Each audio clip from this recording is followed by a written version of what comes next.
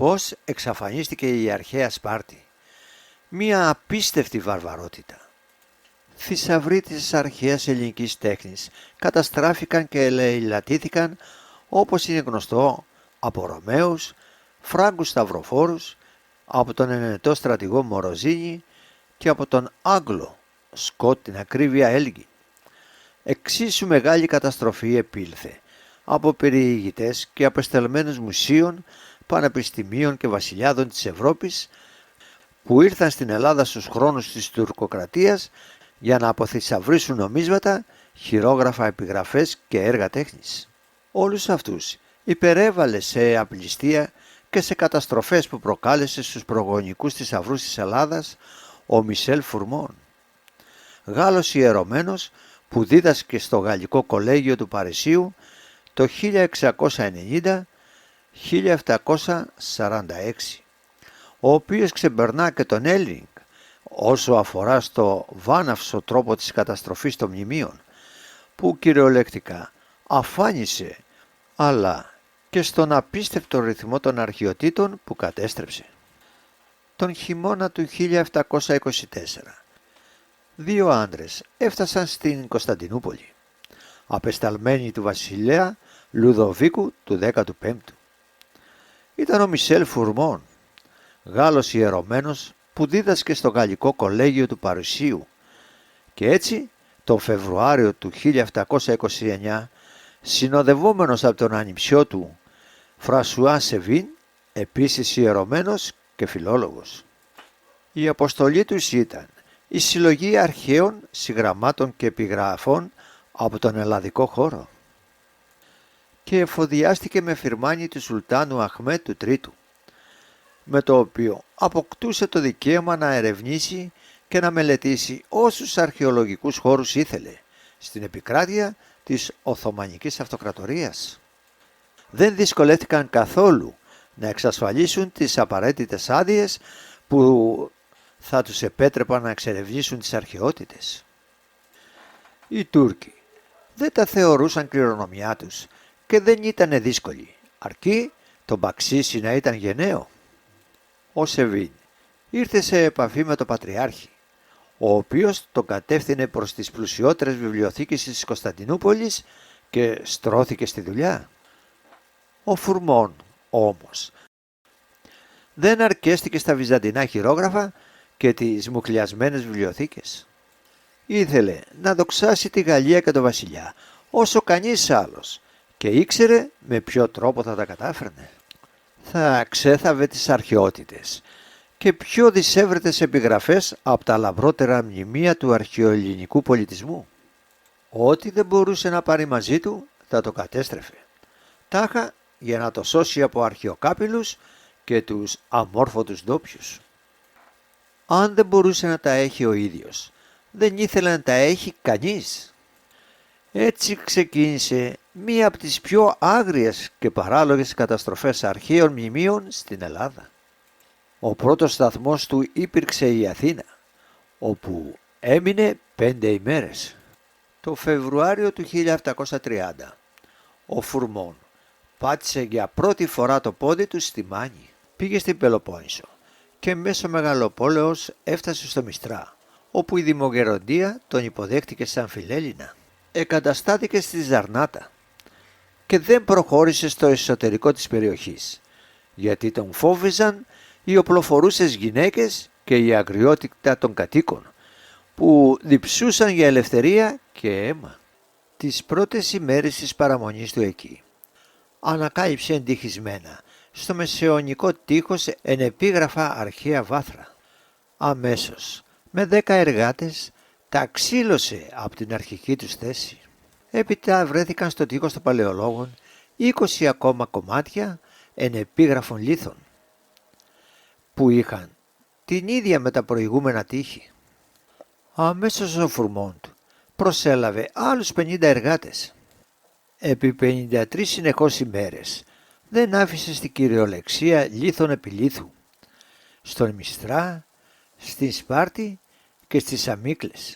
Κατεδαφίζοντας και σκάβοντας, ανακάλυψε 300 επιγραφές, τις οποίες αντέγραψε διάφορα ανάγλυφα αναθήματα και μικροτεχνήματα τα οποία αποκόμισε στην πατρίδα του.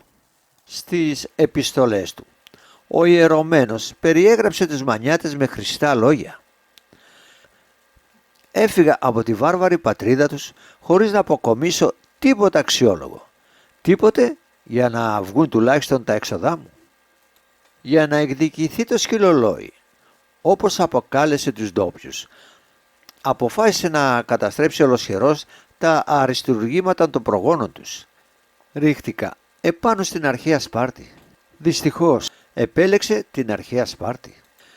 Την έσβησα, την κατέσκαψα, την εκθεμελίωσα, δεν της άφησα λίθο επί λίθου. Και συνεχίζει. Την ισοπαίδωσα λοιπόν με κάθε επισημότητα και αυτό προκάλεσε το θαυμασμό των Τούρκων, ενώ οι Έλληνες λύσαξαν και οι Εβραίοι έμειναν κατάπληκτοι. Είμαι ήσυχος, πολύ περισσότερο, γιατί απόκτησα από το ταξίδι μου πράγματα ικανά να βοηθήσουν και να θαμπόσουν όλους τους σοφούς. Και δεκάδες εργάτες δούλευαν πυρετοδός για 1 μήνα και δεν άφησαν τίποτα όρθιο. Παρανοϊκός, ημιμαθής, θανατικός εχθρός του αρχαίου πνεύματος. Δεν ξέρει κανείς την ακριβή απάντηση. Ίσως λίγο από όλα. Το βέβαιο ωστόσο είναι πως η καταστροφή που προκάλεσε είναι κολοσιαία και σε αυτή οφείλεται η εξαφάνιση της αρχαίας Σπάρτης, της Τριζίνας και της Ερμιώνης. Ο Φουρμών και δεκάδες εργάτες δούλευαν πυρετοδός για 1 μήνα και δεν άφησαν τίποτα όρθιο. Σύμφωνα με τα στοιχεία που ο ίδιος δίνει, μόνο στη Σπάρτη πλήρωσε 1.200 ημερομίσθια για το κρέσμα των μνημείων και των κτηρίων που σώζονταν ακόμη. Ανατριχιάζει κανείς με τη σκέψη ότι θα μπορούσε ο Φουρμών να μεταφέρει το βαρβαρικό μένος στην Ολυμπία, που την επίσκεψή της μάλιστα είχε προγραμματίσει. Αλλά ανακλήθηκε ευτυχώς στη Γαλλία λίγο αργότερα. Συγκέντρωσε περισσότερες από 300 επιγραφές.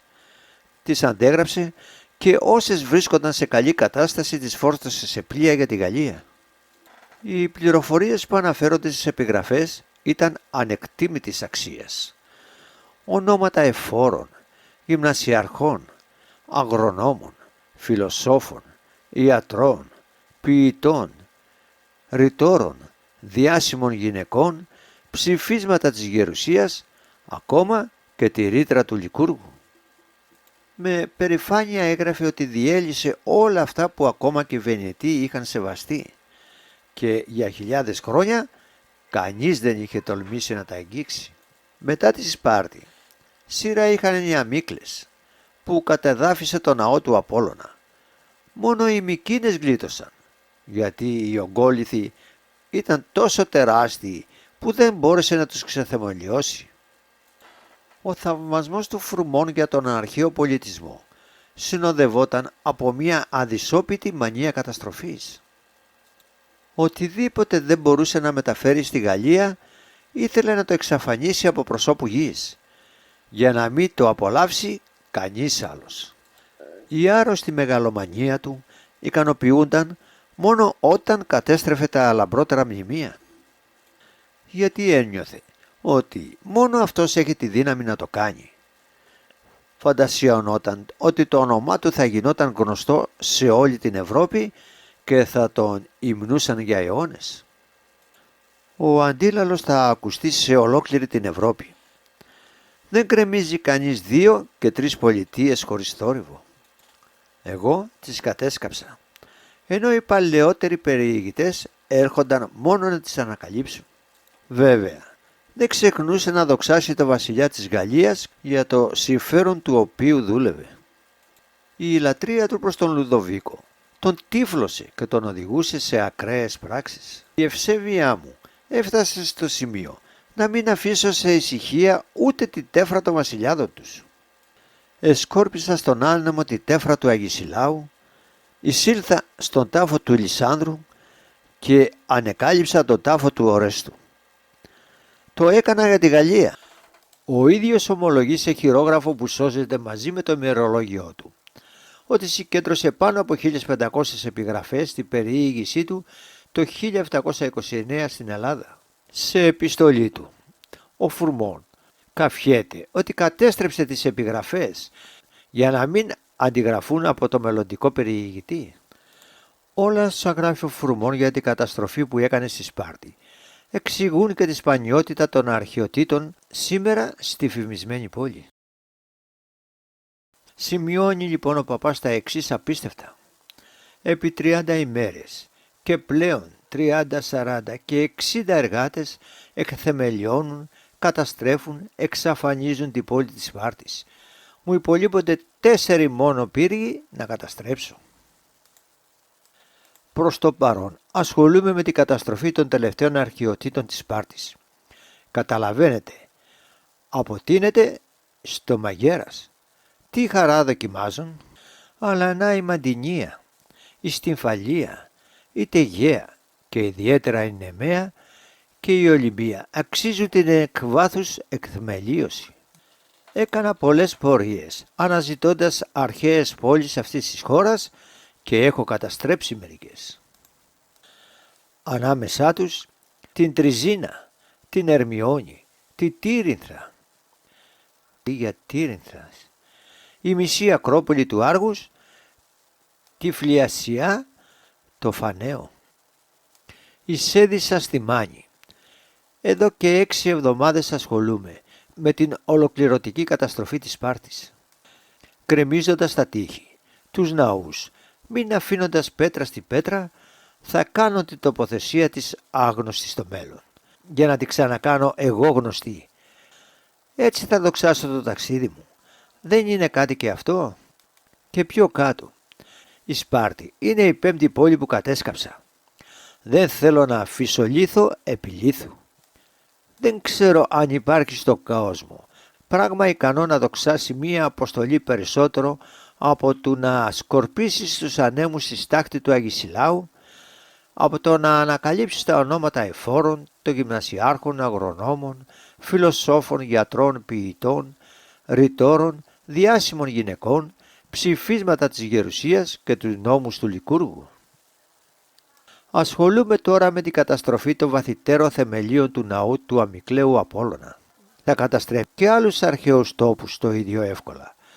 Αν με άφηναν, τον πύργο τον γκρέμισα ολοκληρωτικά. Για την Τριζίνα αναφέρει: γκρέμισα ό,τι απέμεινε από τα αχυρά και τους ναούς της. Και με απίστευτη αφέλεια ομολογεί: από τους περιηγητές που προηγήθηκαν δεν θυμάμαι να τόλμησε κανείς να καταδαφίσει πύργους και άλλα μεγάλα κτίρια. Εγώ δεν μοιάζω με αυτούς που τρέχουν από πόλη σε πόλη για να ειδούν. Πρέπει να παίρνω χρήσιμα πράγματα. Και πώς δικαιολογείται? Στις 20 Απριλίου του 1730, ο Φουρμόν, γράφοντας στους πρέσβες της Γαλλίας στην Κωνσταντινούπολη, Βιλενεβέ, δικαιολογεί τους βανδαλισμούς του στη Σπάρτη σαν εκδίκηση από την κακή απέναντί του συμπεριφορά των μανιατών. Τέλος, πρέπει να σημειωθεί πως τα χειρόγραφά του, τα ημερολόγια και οι επιγραφές βρίσκονται στη Βασιλική Βιβλιοθήκη στο Παρίσι.